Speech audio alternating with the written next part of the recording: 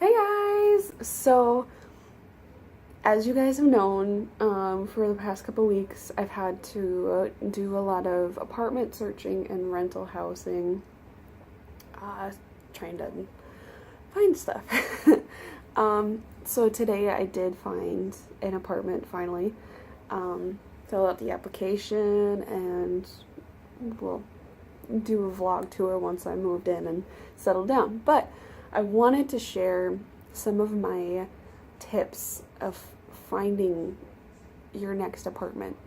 Now, whether you know these already or you figured them out, great. Maybe there's one or two that you don't know about. I've got like my 5 top tips basically. So whether you're searching for your first apartment or this is your 15th apartment, here's some tips that I've come up with to help move things along and make things a little less stressful. So, number 1, I searched the sites again and again for at least twice a week. Now, this way you catch the apartments and the units that are fresh on the market. There isn't a lot of applicants. You can get ahead of the vultures, basically, and get your foot in the door. And if it's where you want to live, then you have the best chance to get in there. Now, it seems boring and redundant. You look at the same units across 15 different websites, but keeping a log and a track of, okay, I emailed this person, didn't get a response. I called this person, didn't get a response. Called this person, had to leave a voicemail.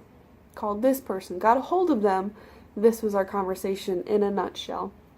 And really breaking it down and keeping track of who you talked to and what was said can help you make it easy. Because, if you talk to the next person and it's, oh shit, I've already talked to this person, well, never mind. My biggest problem was having 2 cats. So there was apartment buildings that would market for cat friendly, but it was only 1 cat. Now that doesn't work out. So I'd have to cross that place off the list. And it helps that process, because then you're not looking at the site again and being like, okay, is this the place that only has 1 cat, or is this the place that only likes dogs and just says it's pet friendly? It gets rid of that muckle. So number 2 is give yourself at least a month. Now, sometimes life happens and you have to scramble. It happens. At least if you're trying and or not that you're trying, if your lease is up, give yourself at least a month head start, so that way you can actually get a hold of the people, have the tours, and whittle down to your top 5, top 2, or whatever it is, and then you can go through the background checks and filling out the application, because sometimes that takes a couple of days, and really finding a place in this day and age within 2 weeks is almost impossible. Now, I did my search beginning to end, it was probably about 3 weeks. So just to give you a rough estimate, and I was on it every single day. I was looking on websites, contacting people, getting phone calls, and just emails, and just constant, I want to get tours, I want places, people aren't getting back to me, send them 3 emails in a day kind of stuff. I spammed their emails just to get a response, and I finally got some. Now, that brings me to tip number 2.5. So if you're having to scramble, and if you're worried that you won't have a place on your own, get a backup plan. Especially if you have animals, you need to have a place for them to go where they are going to be safe, where you won't have to worry about their care.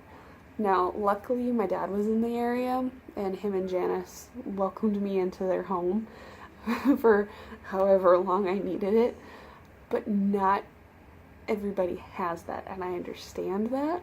Try to find friends or family members. It sucks, but the idea of, shipping your fur babies off to somebody else for, that month, it kills you a little bit every day, but in the end you will survive, and you will find a place, and you will get your fur babies back, and you'll be okay. And, if you don't have pets, you're lucky you don't have that extra stress. But have a solid backup plan. And if anything, have 3 solid backup plans just in case. And that goes into number 3. As far as getting a hold of people, it can be very difficult, especially through all those sites that it's posted on, like Craigslist, Facebook, Truwilla, Zillow. Like, you have so many websites that post the same apartment on every single place. Now, you can try to spam their email on each site for that same apartment building and hope that they look at one of those. I didn't have the greatest luck with that. What finally got me to, have responses is I would look up the apartment unit, or the building. Usually an apartment building will have a name, like Fairview or something like that. So I'm going to just keep going with the example of Fairview. Now, say you see Fairview apartments, number whatever, and you see the pictures. Now, taking Fairview apartments, going into your next tab and searching that will most likely bring you to their direct website, and be careful which one's an ad and which one's the actual website. So you kind of have to be careful of that. So go onto the actual website. Usually it's the second one down from the top, because I don't know why. But go to the actual website.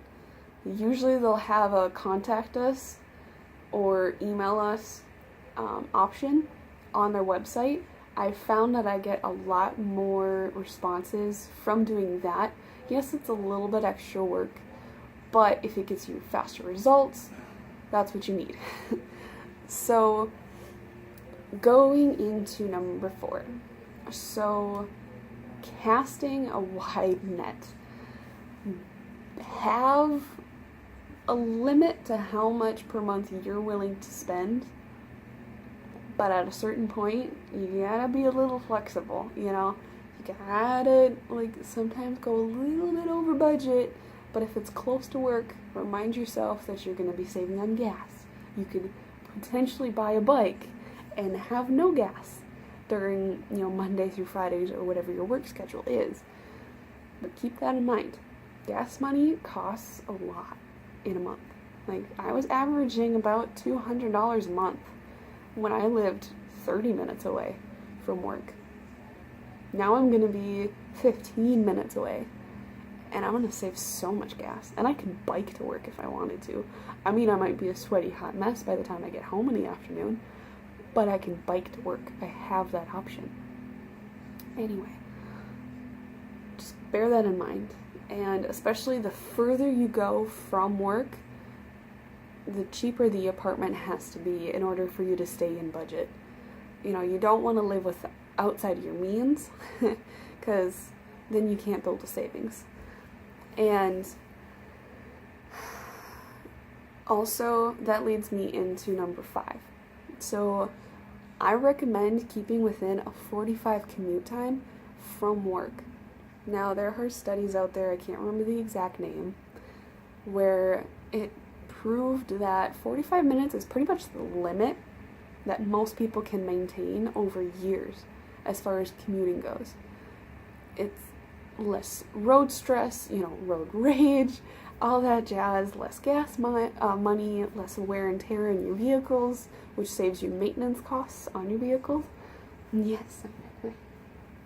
And it also, you have to consider in the weather. So if you live like I do in northern United States, our winters are really bad, and driving on country roads in the middle of winter is not safe. Not safe at all. So keep that in mind, that, fog, heavy rainstorms, snow, black ice, all those dangers of weather on the road. You have to keep that in mind. That was my 5 tips as far as apartment hunting. I hope they help you. I hope you find your next place as soon as possible, and it's livable and you like it. I certainly know I do, and I can't wait to move in. It's such a relief. Anyway, don't forget to like, share, comment, and subscribe. If you want to see more of these 5 helpful tip videos, I can try to brainstorm and figure out something else if you want to see more. Otherwise, like for Simon's cuteness, because he's such a brave boy. Yes, he's such a brave boy. Oh. Claire's still hiding up in my room, but that's okay. They're both afraid of Jack, but Simon's like, but Mom, what are you doing? Blah, blah, blah.